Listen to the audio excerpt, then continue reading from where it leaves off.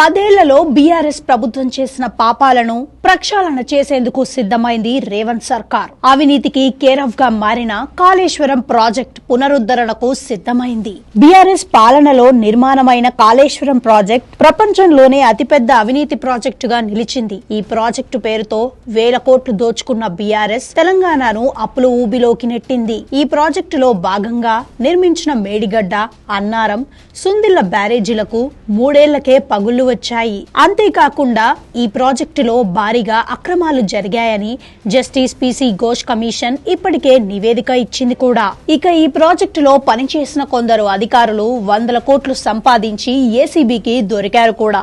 ఈ పరిణామాలతో 1,00,000 కోట్లతో నిర్మించిన కాళేశ్వరం ప్రాజెక్ట్ అసలు పనికొస్తుందా రాదా అనే పరిస్థితి వచ్చింది. అయితే ప్రజాధనంతో కట్టిన ఈ ప్రాజెక్టు పునరుద్ధరణకు రేవంత్ సర్కార్ సిద్ధమైంది.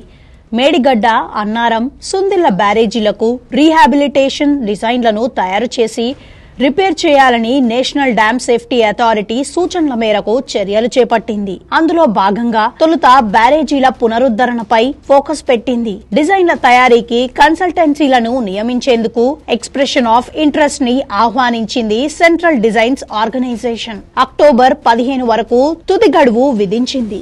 ఈ విషయంలో పకడ్బందీగా వ్యవహరిస్తున్నది రేవంత్ సర్కార్. అనుభవం, అర్హత ఉన్న సంస్థలకే బాధ్యతలను అప్పగించనుంది. వివిధ ప్రాజెక్టులు, డ్యామ్ నిర్మాణాల డిజైన్ తయారీలో కనీసం 5 ఏళ్ల అనుభవం ఉండాలని, కనీసం 3 రీహాబిలిటేషన్ పనులు చేసిన అనుభవం ఉండాలని షరతులు పెట్టింది. మొత్తం మీద బీఆర్ఎస్ చేసిన పాపాలను ప్రక్షాళన చేసే బాధ్యతను భుజాన వేసుకుంది రేవంత్ సర్కార్.